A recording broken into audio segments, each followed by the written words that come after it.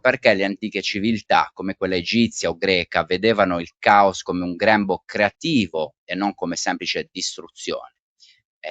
Claudio. Dunque, effettivamente noi siamo abituati a contrapporre la parola caos alla parola ordine e quindi ad assimilare il caos al disordine. Questo però non è l'accezione originaria di questa parola. Innanzitutto, secondo alcuni filologi, il termine caos sarebbe la grecizzazione del termine sanscrito ka, che noi traslitteriamo con le lettere KHA. E questa parola in lingua sanscrita indicava il buco al centro di una ruota, delle ruote di un carro, per esempio. Quel buco al centro era quello in cui si inseriva il mozzo, quindi l'asse della ruota, e che consentiva alla ruota di girare. Questa potrebbe essere l'etimologia di caos. Perché? Perché nel momento in cui noi ci spostiamo, per esempio, nell'orizzonte culturale greco, dove troviamo a livello di genealogia degli dei, quindi in quella grande vicenda in cui gli dei si alternano anche i rapporti di parentela, chi è figlio di chi è fratello di chi, eccetera, nella costruzione mitologica della famiglia o delle famiglie degli dei, troviamo nel mondo greco Caos come il primo di tutti gli dei, il dio più antico o primordiale. Quest'idea nasce probabilmente proprio dal significato etimologico del termine, il caos inteso come varco, come apertura, qualcosa che rompe quella quiete del nulla che precede la creazione ed avvia il processo creativo. Quindi la prima frattura ontologica da cui deriva poi, passo dopo passo, tappa dopo tappa, divinità dopo divinità, tutta la grande famiglia degli dei e quindi di conseguenza tutta la creazione. E il fatto che Caos sia il dio più antico sposta la dimensione semantica a cui siamo abituati, perché non possiamo leggerlo come disordine, visto che un ordine non esiste ancora. È solo l'apertura, il varco, la breccia, lo squarcio da cui filtrerà quella energia o quella luce che darà poi il via alla creazione. Questo potrebbe essere appunto l'inquadramento che delinea in modo molto generale il concetto di caos nella mitologia antica. Ora, se facciamo parallelismi con altri contesti mitologici, troveremo qualcosa di simile. Quasi sempre abbiamo una possibile declinazione del nulla, che può essere il vuoto, il senza forma, l'indifferenziato, l'oceano di latte, le acque superiori, l'Ensof, inteso come il senza limite. Quindi qualunque sia la declinazione che si vuole dare, è una rappresentazione simbolica di una quiete o di un nulla che precede la creazione, la grande notte che precede la creazione, intesa quindi come gravida di tutta la creazione, e poi un momento di interruzione di questo continuum, un momento di apertura, frattura, breccia in questa quiete notturna e senza forma, e da lì appunto l'inizio della creazione. Se penso all'Antico Testamento, la terra era senza forma e vuota, e poi quel Ruach Elohim, no? Cioè quello spirito di Dio che aleggiava sulle superfici dell'abisso, consente poi di vedere avviare la creazione e la disposizione cosmologica dei vari elementi attraverso l'uso della voce di Dio.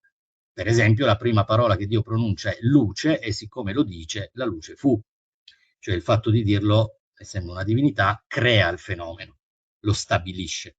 E quindi si avvia una creazione, ma sempre a partire da un'interruzione di quel continuum che è declinato in varie forme, ma esprime il grande ospite scomodo di tutte le religioni, di tutte le filosofie e anche delle scienze, ovvero il nulla.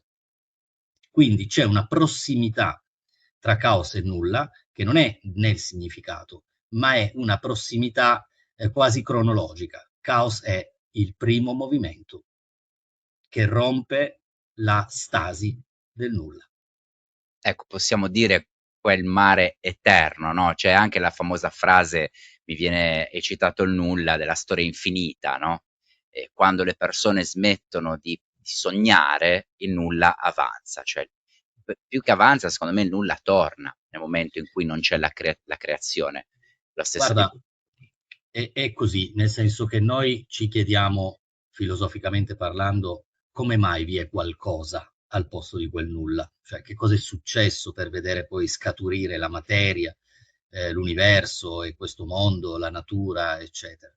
E chiaramente nella storia infinita il rapporto con il nulla è che il nulla è pericoloso perché il ritorno al nulla in quel contesto è l'annullamento dell'immaginazione, quindi dello spazio in cui la creatività prende le sue strade e le sue forme.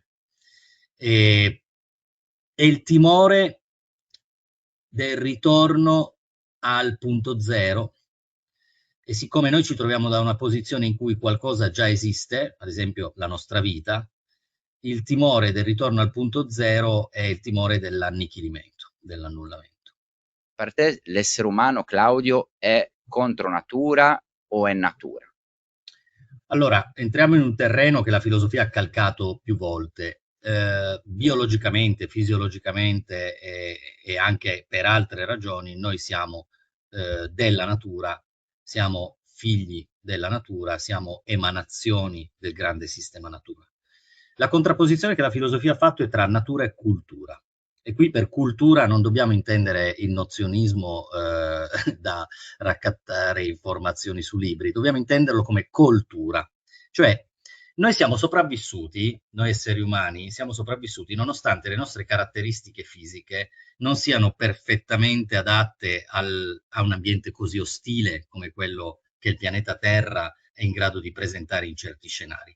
Non abbiamo gli artigli, non abbiamo le ali, non abbiamo le squame, non abbiamo corazze, non abbiamo corna, non abbiamo fauci di chissà che tipo. Eppure siamo sopravvissuti anche affermandoci in una certa misura, e lo dico senza ovviamente la protervia di nessuna protervia, ci siamo anche affermati come uno degli esseri dominanti di questo tratto della storia della natura.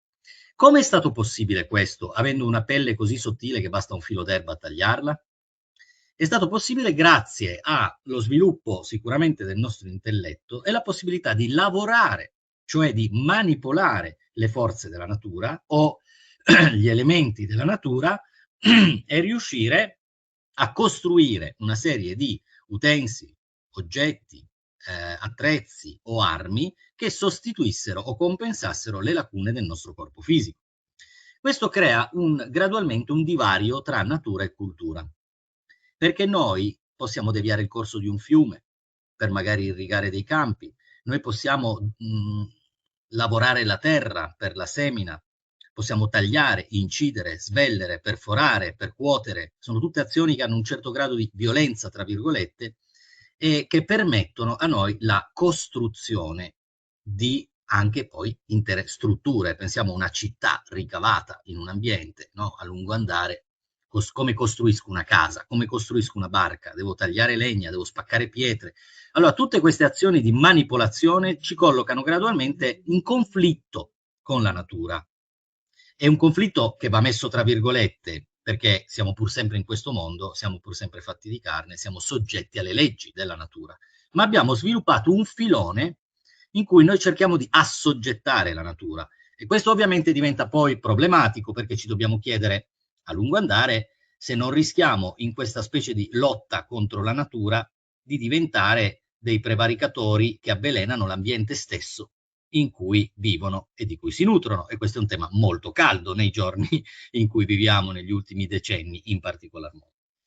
Ma detto questo, è chiaro che l'uomo ha una tendenza a superare, diciamo così, alcuni dei limiti che la biologia o le leggi della natura mettono come gioco al nostro essere.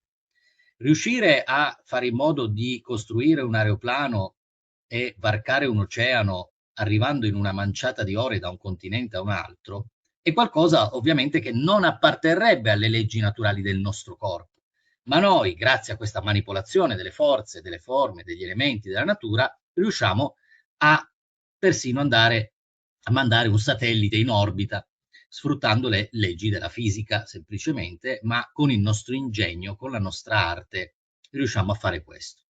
Ora, perché una parte di noi va contro natura? Per quello che, spero sia chiaro, ho spiegato fino adesso, cioè questa nostra tendenza a superare i limiti che la natura stessa ci impone e impone soprattutto ai nostri corpi.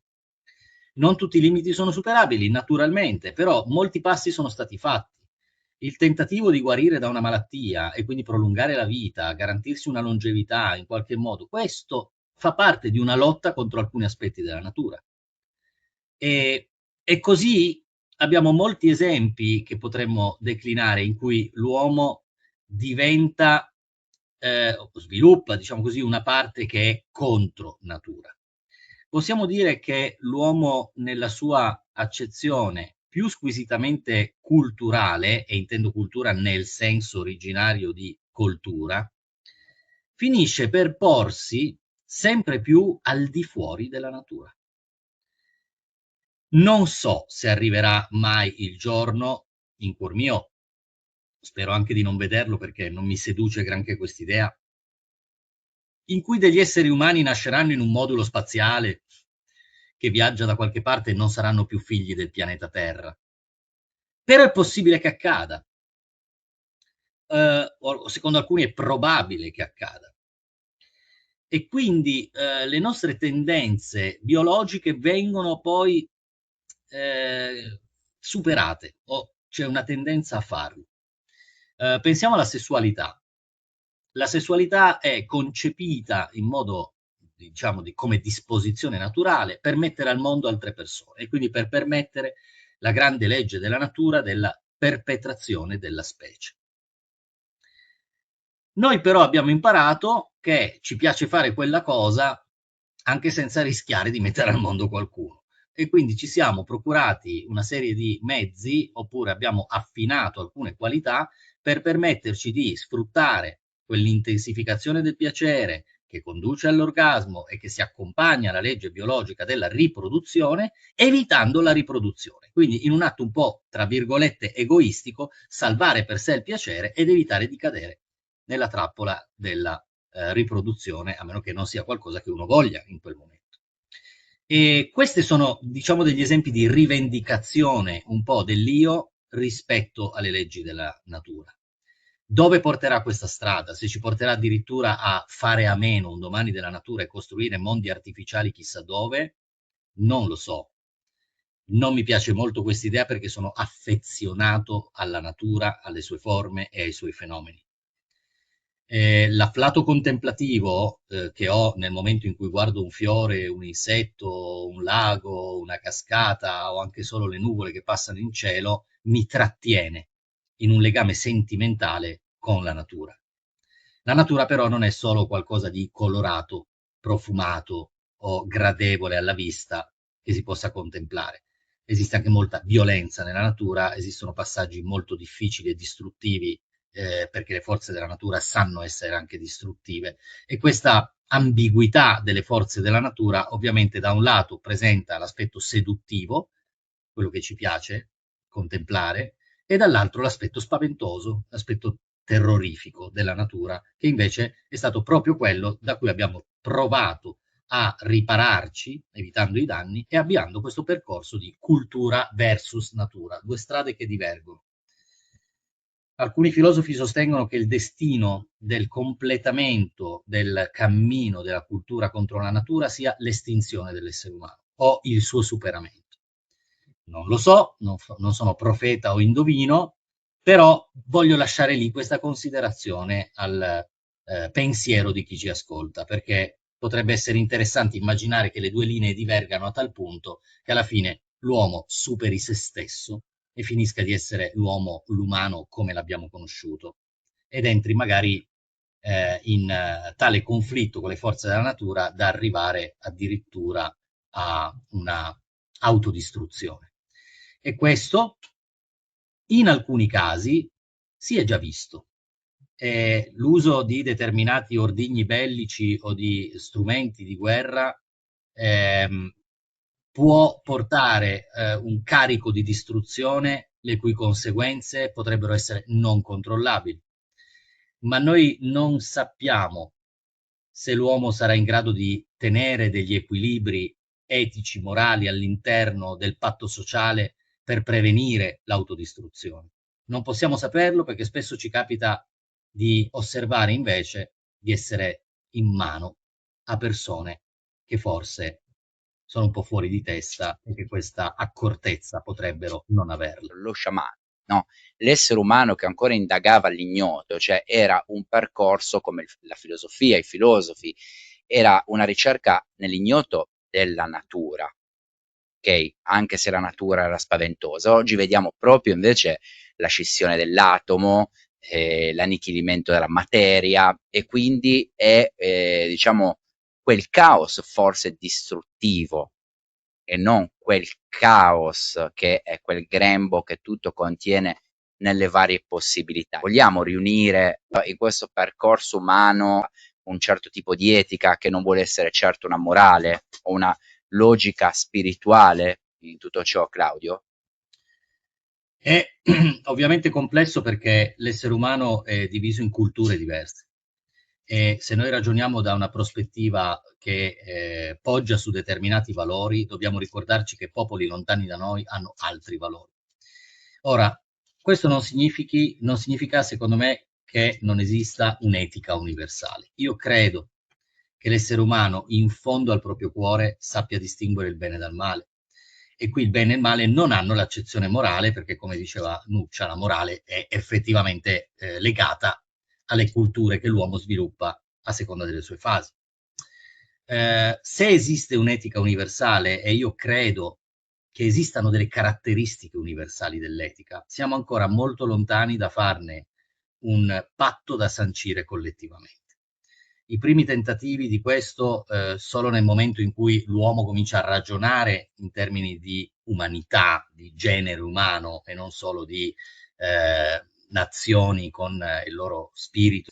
Non è stato sufficiente per adesso il mettere a fuoco questo per fermare le frenesie e le follie di coloro che hanno potere, essenzialmente, e che sulla base di un ego fagocitatore sono disposti a vedere morire tutti pur di salvar se stessi o di godere di un potere ancora maggiore. E in questo dovrebbe entrare in gioco una dimensione spirituale e la dimensione spirituale non è mai una dimensione religiosa. È vero che religione e spiritualità hanno una prossimità perché la religione si occupa di spirito, ma è anche vero che un cammino spirituale che passi dalla consapevolizzazione, maturazione dell'individuo con la I maiuscola, cioè del soggetto, non necessariamente è costretta ad abbracciare una fede e dei dogmi che spesso sono costruiti per ragioni politiche, diciamo così, e su cui le religioni hanno tirato su le proprie strutture portanti. E questo credo che sia qualcosa che prima o poi è un nodo che dovrà avvenire a galla, perché questo riguarda il nostro rapporto con noi stessi intesi come soggetti, cioè ciascun individuo in relazione al proprio vero sé, direbbe Jung, alla propria vera volontà, direbbe Crowley, cioè alla propria natura. Ma vi è anche un rapporto con il trascendente, cioè con tutto quel non visibile, che in parte alberga nella natura, ma in larga parte supera la natura stessa, perché è ciò da cui la natura proviene, e con il quale abbiamo interrotto il filo di comunicazione da molti secoli, una dimensione del sacro o dell'invisibile che abbiamo largamente perduto. Io credo che un'eventuale resurrezione in chissà quale forma del nostro rapporto con il trascendente possa essere la chiave della maturazione di una spiritualità che si fondi sull'individuo, non un individuo che entri in conflitto con altri individui per avere la meglio, avere di più o sopravvivere, ma un individuo che si percepisca nella massima differenziazione, nella ciascunità, tra virgolette, di ognuno di noi, che si percepisca, dicevo, parte di un grande progetto comune di cui noi non siamo a conoscenza. Il vero ignoto è che cos'è l'essere umano, che cos'è questa vita, perché siamo qui. E anche se non ci dessimo mai delle risposte, perché magari non siamo destinati a darci delle risposte o a scoprire delle risposte, è possibile che l'uomo giunga a un certo punto, e questo potrebbe succedere solo quando ormai la corda è visibile, quindi sta per succedere qualcosa di nell'imminenza di un cataclisma, è possibile che l'uomo si renda conto di essere parte di un piano collettivo più ampio e cominci a ragionare in termini onnicomprensivi, nel rispetto delle differenze di ciascuno, cosa che le religioni non hanno potuto e saputo o voluto fare, nel cercare di omologare tutti allo stesso pensiero, alla stessa morale, allo stesso credo, allo stesso dogma. Invece sarà proprio la maturazione della libertà individuale dei soggetti a poter far risplendere nella ciascunità, nella singolarità dei soggetti, l'idea di far parte di un insieme dove tutti hanno o dovrebbero avere lo stesso valore e meritare lo stesso rispetto. Ma siamo molto lontani da queste conquiste filosofiche. Le conquiste Ecco, filosofiche si scontrano poi con la comunque politica, con l'economia, eccetera. non la vedo rosea, cioè secondo me ci vorranno cicli, però non è neanche detto che andremo verso magari un'omogenizzazione del pensiero, della coscienza. Cioè, questa è una teoria, no, Claudio? Guarda, veramente non possiamo saperlo ed è inutile stare a profetizzare. Ci saranno persone che crederanno, avranno fede o fiducia in un senso, altri che avranno invece un'idea diversa che va nel senso opposto. Ma il punto non è questo, il punto è che più siamo e più si creano le condizioni ideali per il caos, inteso come disordine, proprio perché quell'accordo comune non passa da una dimensione intellettuale in cui ci sediamo a tavolino e diciamo che cosa dovremmo fare e che abbiamo la percezione che esista una posizione ideale, ma siamo molto lontani dal fare qualunque cosa per avvicinarla. Citavi prima degli esempi presi dalla politica, no? Europa, eccetera, ma chi ancora si può fidare di questa gente? Noi sappiamo benissimo da tempo che siamo in mano a persone che coltivano interessi di parte o personali o di gruppi. Sappiamo benissimo che lì in mezzo ci sono dei matti, e non nel senso sano e sacro della follia geniale, ma nel senso deteriore del termine, e non c'è modo di fidarsi. È chiaro che non ci si possa fidare di nessuno di quelli che ci comandano. E quello che sta succedendo è che probabilmente noi adesso siamo diretti, e questo credo che sia abbastanza chiaro, siamo diretti verso qualcosa che amplificherà le divisioni e le polarizzazioni, non il contrario. Quindi sono d'accordo con te, Fabrizio, che non possiamo illuderci. E ho smesso da molto tempo di pensare o credere a un risveglio collettivo. Queste cose non succedono, no? E non succedono così, non succedono da un giorno all'altro. La realtà è complessa, è stratificata, ci sono diversi livelli, le persone sono diverse, ci sono livelli di maturità spirituale completamente diversi tra i vari soggetti. Mettere tutti in accordo è, non voglio dire impossibile perché è una parola che magari è estrema, non mi piace, altamente improbabile. Ora, se si passasse da un grande evento collettivo che facesse magari in modo di farci percepire come unità, allora potrebbe essere possibile. Cosa vuol dire percepirci come unità? Un grande evento collettivo potrebbe essere, adesso cito Ronald Reagan, niente meno. E chissà quanto le grandi differenze che abbiamo tra noi sparirebbero velocemente se venissimo posti di fronte alla informazione certa della presenza di esseri provenienti da un altro pianeta, da un altro mondo, alieni, che ci osservano, monitorano o studiano da tempo. Di colpo, in un caso di quel tipo, tu avresti la contrapposizione psicologica tra l'essere umano terrestre e l'essere non umano, l'alieno, il non terrestre. Questo creerebbe una condizione di percezione dell'umanità come collettivamente unitaria. Ma non è un caso che anche questo non sia ancora accaduto, e non perché non siamo visitati, magari lo siamo davvero da tempo, ma perché non esistono ufficializzazioni di questo tipo di informazioni. E se non fossero gli alieni e fossero gli dei a palesarsi sotto i nostri occhi, come lo fu in un tempo molto antico, dove le rappresentazioni del sacro avevano delle caratteristiche comuni per i popoli anche lontani, beh, se non accade qualcosa che ci fa, diciamo, riunire sotto questa veste, allora noi dovremo solo aspettare che siano i singoli, ancora una volta i soggetti a fare la differenza.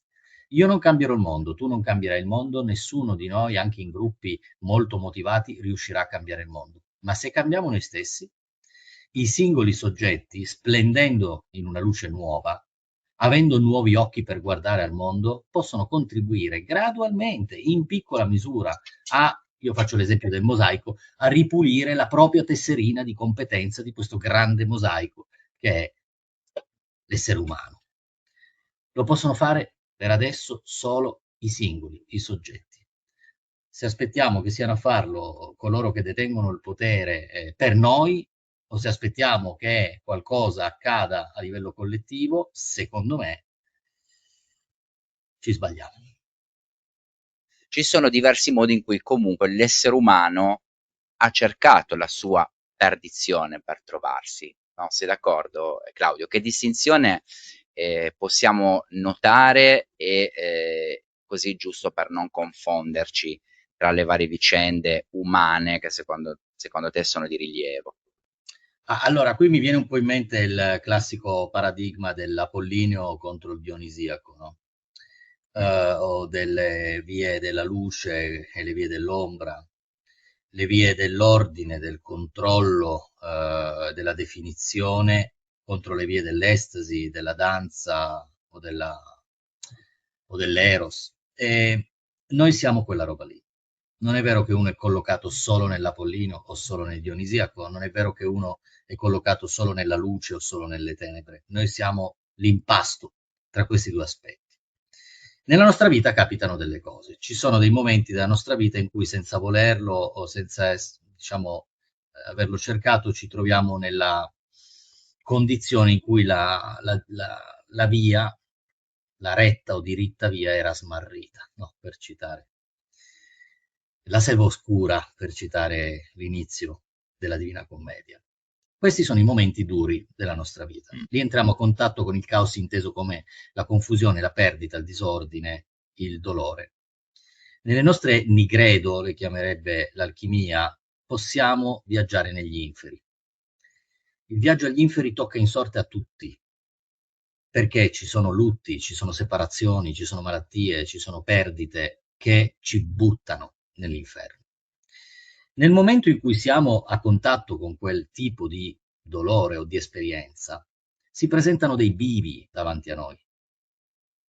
Se sei all'inferno devi scegliere, ammesso che tu riesca a farlo, se vuoi fare come Dante e quindi, magari attraverso una guida, attraversare quell'inferno, o se vuoi fare come il dannato che nell'inferno ci resta per sempre.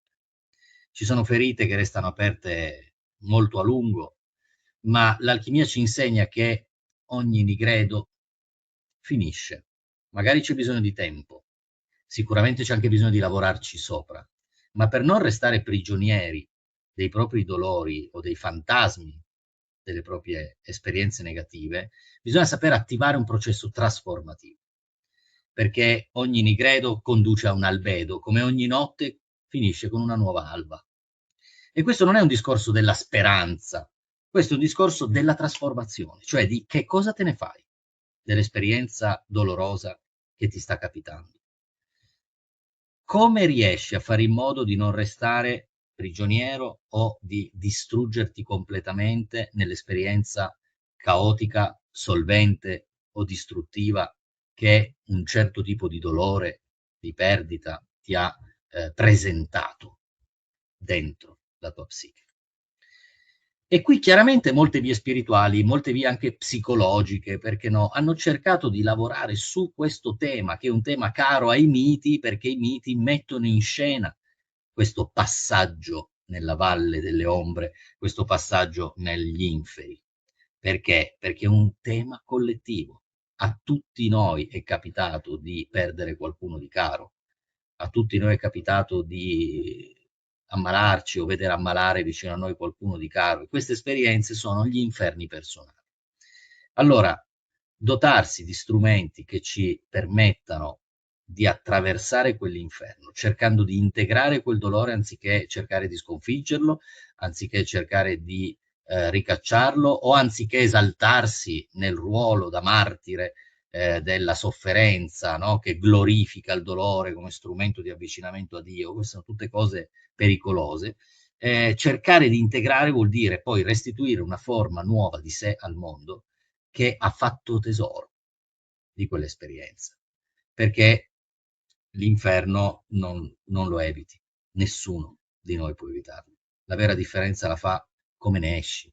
In qualunque mito gli dei, i semidei o gli eroi che si trovano a viaggiare negli inferi tornano con qualcosa, con l'oro in tasca, con un'esperienza che li ha trasformati e allora poi portano se stessi nel mondo in una nuova forma. Hai citato Ulisse.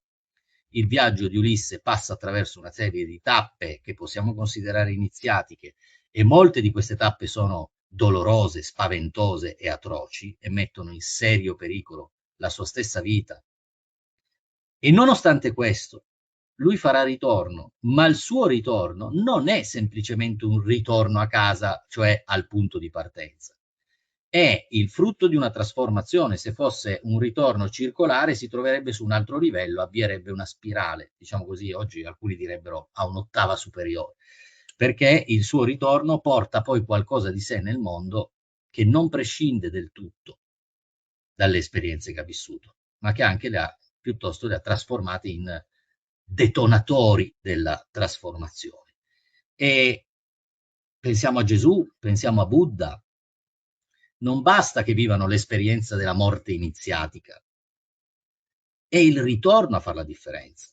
Buddha, dopo l'illuminazione chiamata Nirvana, ottenuta sotto l'albero della Bodhi, cioè della consapevolezza, predica.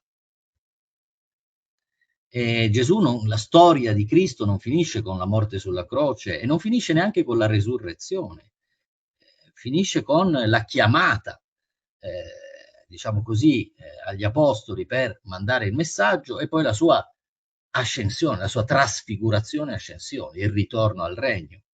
E noi siamo i responsabili, siamo i soli responsabili di come riusciamo a lavorare sul nostro dolore.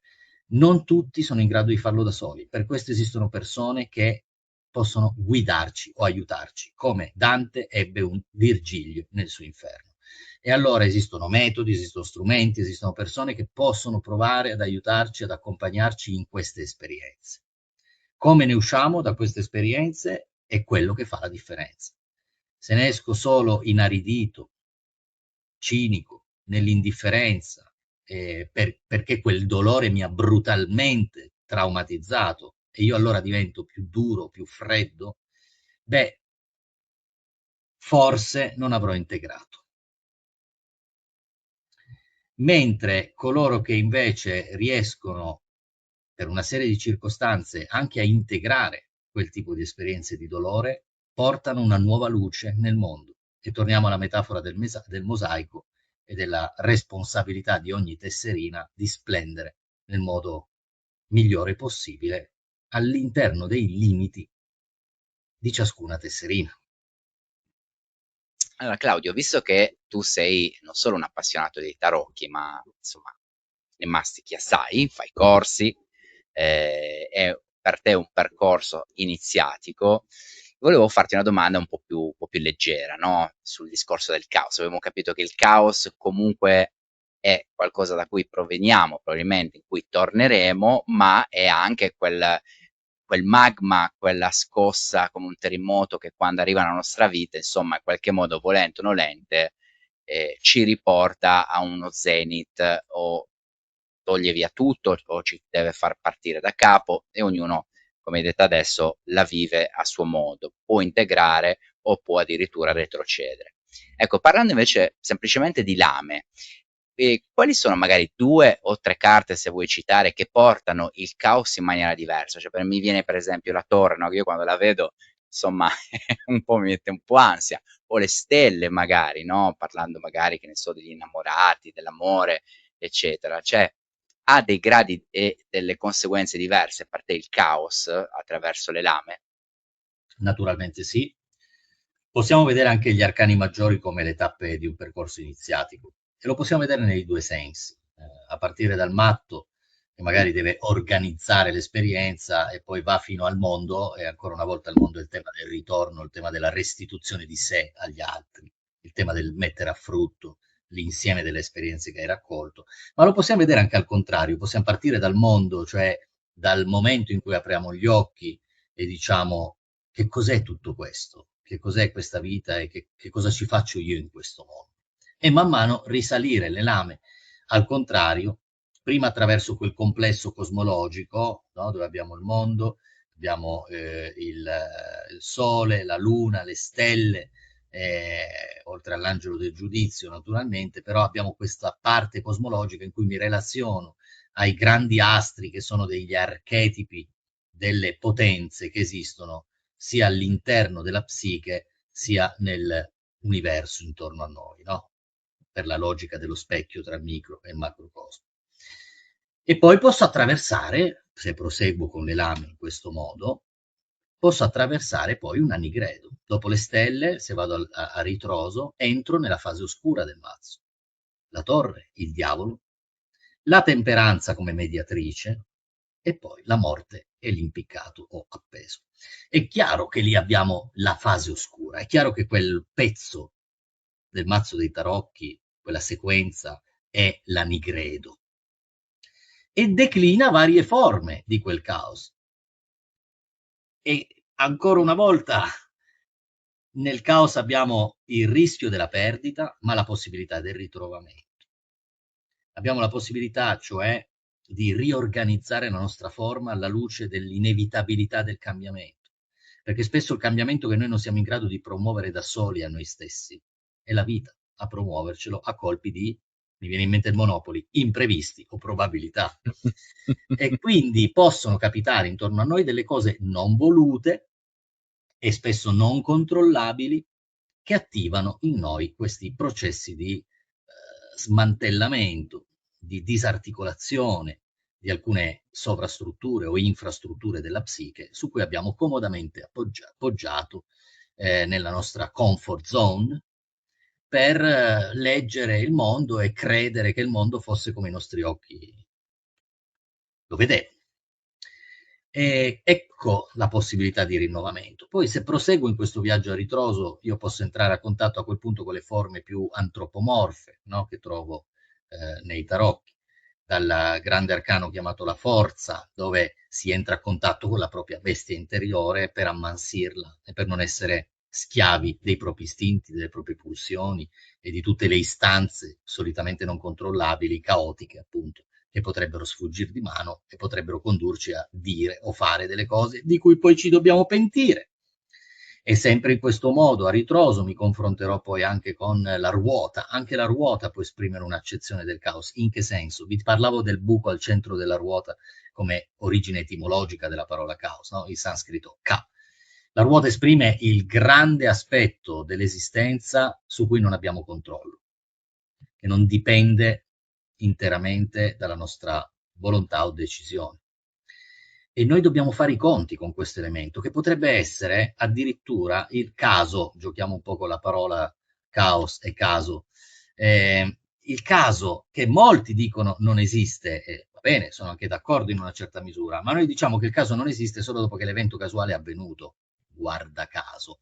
Cioè, prima avviene l'evento incontrollabile, non lo previeni, non lo eviti, poi dopo attribuisci un senso, te ne fai una chiaro, ragione, chiaro. spieghi quello che è successo e dici, ah, allora non era a caso. Vabbè, non era a caso perché hai imparato qualcosa, perché te ne sei fatto qualcosa.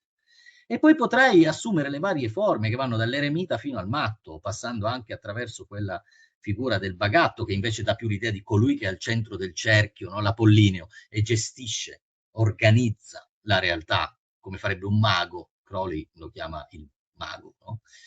Quella carta, come farebbe il mago al centro del cerchio nella costruzione di una realtà che è in linea con la propria volontà. Il matto magari esprime l'uscita da questi limiti. E allora qui torniamo di nuovo a un dualismo interno alla nostra psiche tra una dimensione apollinea e una dionisiaca. Noi siamo spesso sedotti da un'energia incontrollabile, erotica, ed erotica non vuol dire sessuale in questo caso, lo include magari, ma eros è molto di più. Il rapimento estatico, il rapimento, sei tu che vieni rapito, e quindi vieni, diciamo, estromesso dalle tue capacità di controllo.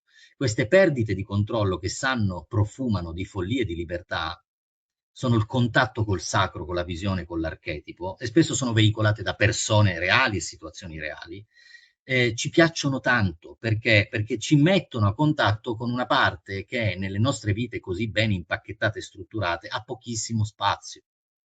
Ma quando siamo a contatto con la potenza della visione, dell'invisibile, con la potenza dell'amore o dell'eros, l'incontrollabilità, la perdita di confini, l'incapacità di tenere insieme i pezzi e quindi la follia del lasciarsi andare, noi poi però vogliamo, dopo un po', vogliamo dimora, casa, struttura, sicurezza, comfort, abitudine.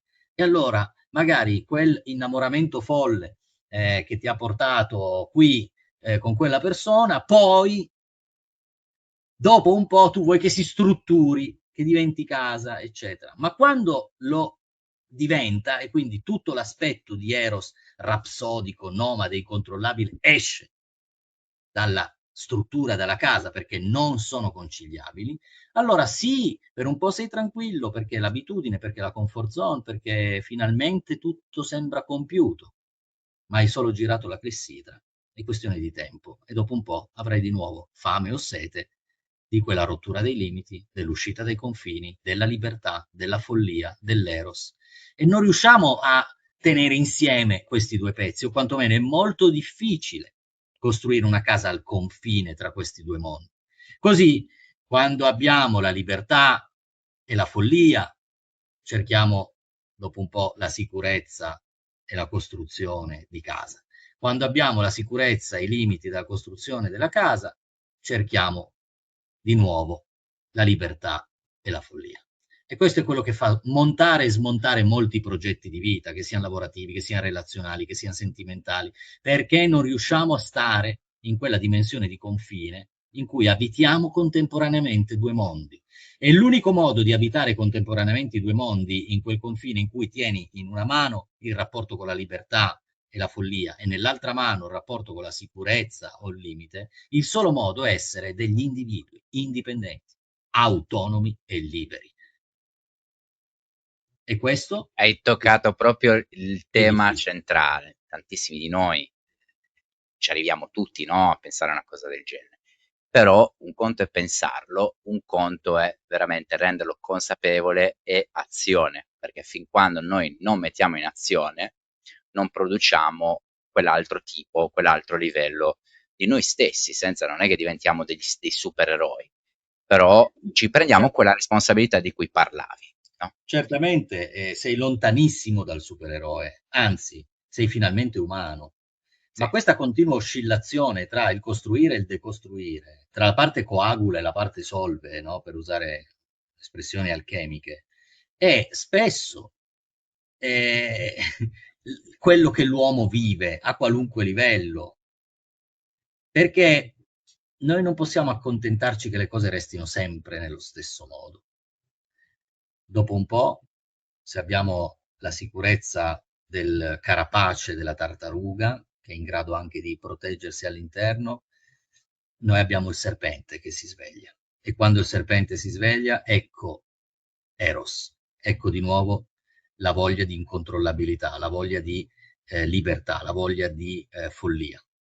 Ma quando cavalchiamo il serpente, dopo un po' vogliamo la tartaruga che ritira i suoi arti all'interno, che è tranquilla, che va piano piano ed è sicura.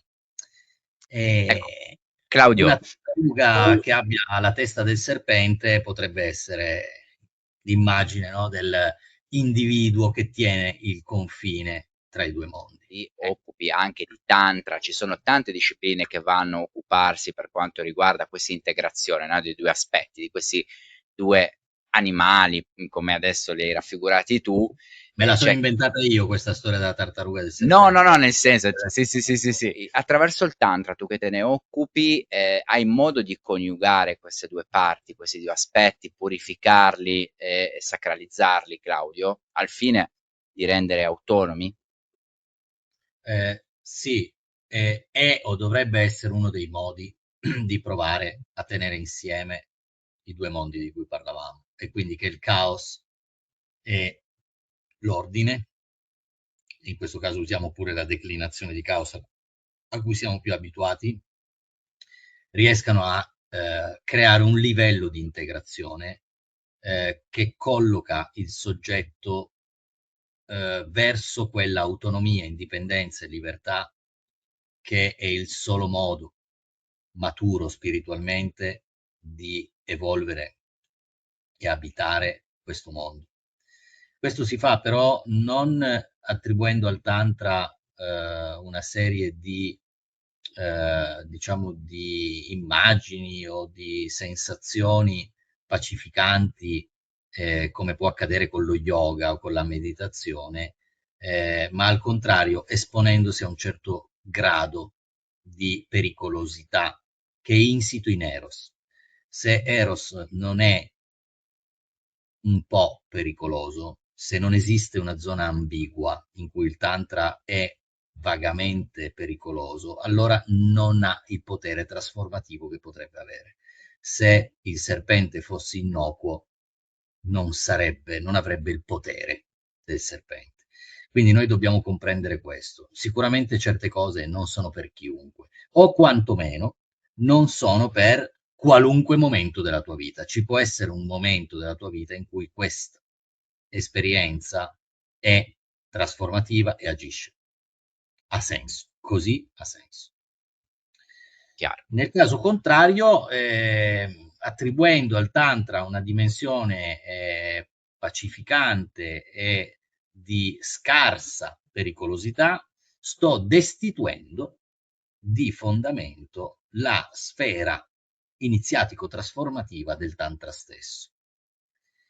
Dobbiamo renderci conto che se attivo un percorso, un processo spirituale che includa delle parti di trasformazione di sé, io non posso essere del tutto al sicuro.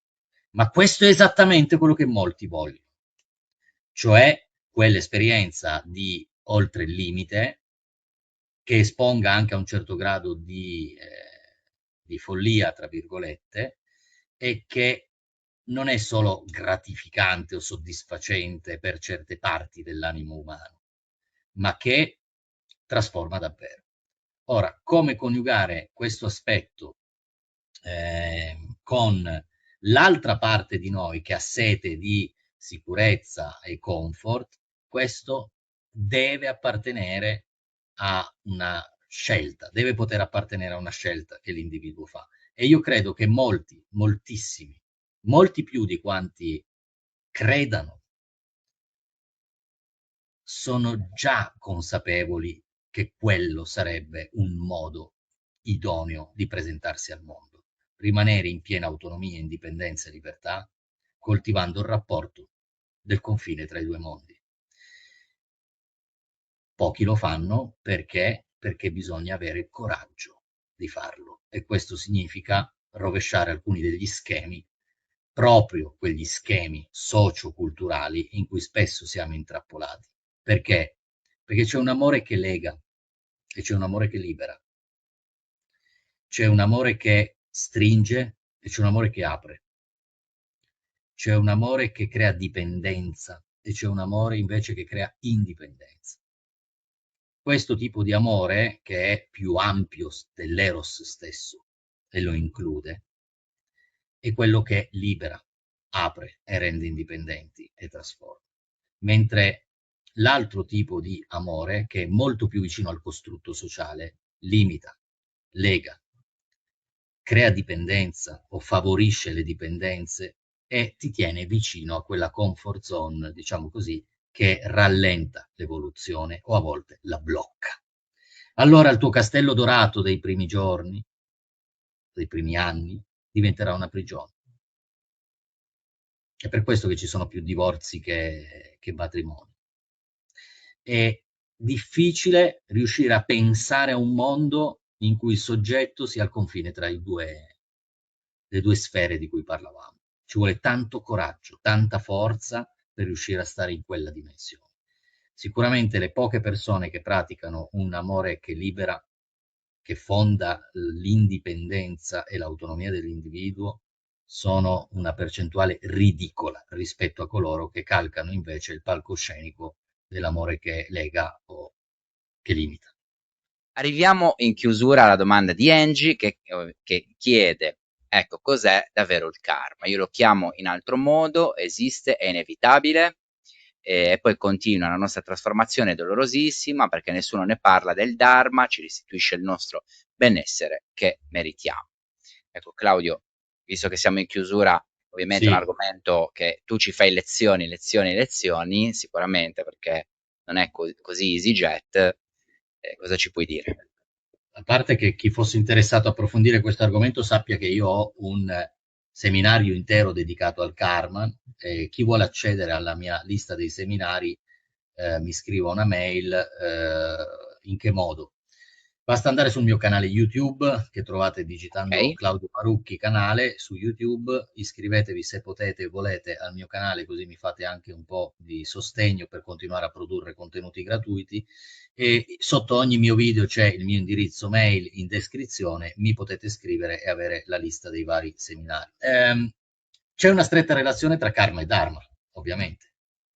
Nel momento in cui parliamo di karma, che vuol dire letteralmente il facimento, una brutta parola, però riguarda il fare, l'azione.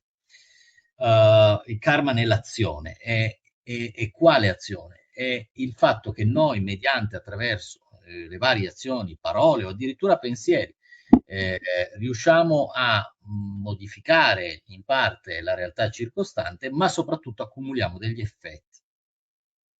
Accumuliamo degli effetti che sono come dei semi karmici che pioveranno sotto forma di esperienze e siccome pioveranno sotto forma di esperienze un domani, non basta una vita sola, perché anche alla fine della nostra vita continuiamo a dire o fare delle cose, per continuare questa raccolta di esperienze generate dalle nostre azioni, parole o pensieri.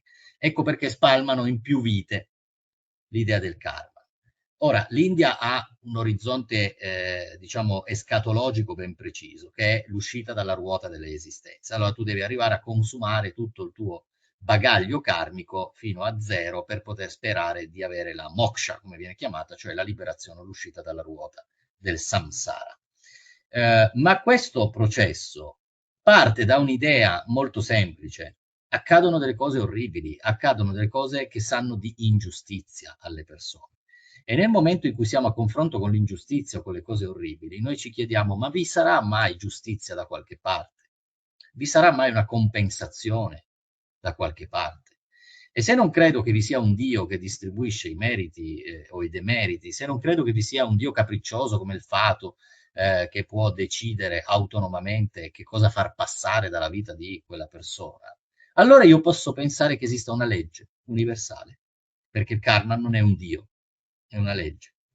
E questa legge universale riguardi la redistribuzione equilibrata dei meriti e dei demeriti a seconda delle azioni che sono state compiute, il che giustificherebbe, magari in maniera consolatoria, me ne rendo perfettamente conto, però giustificherebbe il perché in un certo momento della vita a qualcuno accade qualcosa di terribile e magari qualcuno può chiamare in causa la legge del karma, la restituzione di un debito.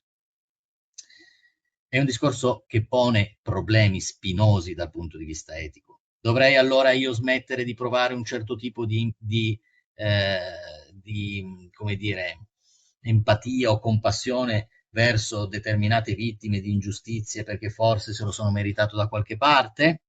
Oppure dovrei preferire l'interpretazione per cui prima o poi quel torto verrà equilibrato, ripagato? Sono problemi difficili.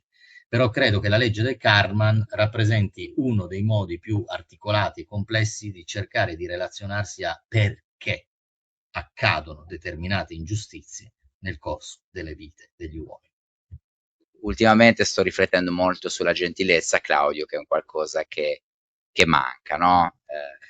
Fra Tra le tante cose che mancano, vedi, gentilezza non è un discorso morale, gentilezza intesa come una parente della tenerezza, cioè dovrebbero uscire spontaneamente alcune di queste qualità, no? posture, sì, posture dell'anima, le chiamo io, insomma, cioè, perché sono dei posizionamenti dell'anima nei confronti dell'altro. L'altro può essere un insetto, una foglia, un fiore o le persone, non importa.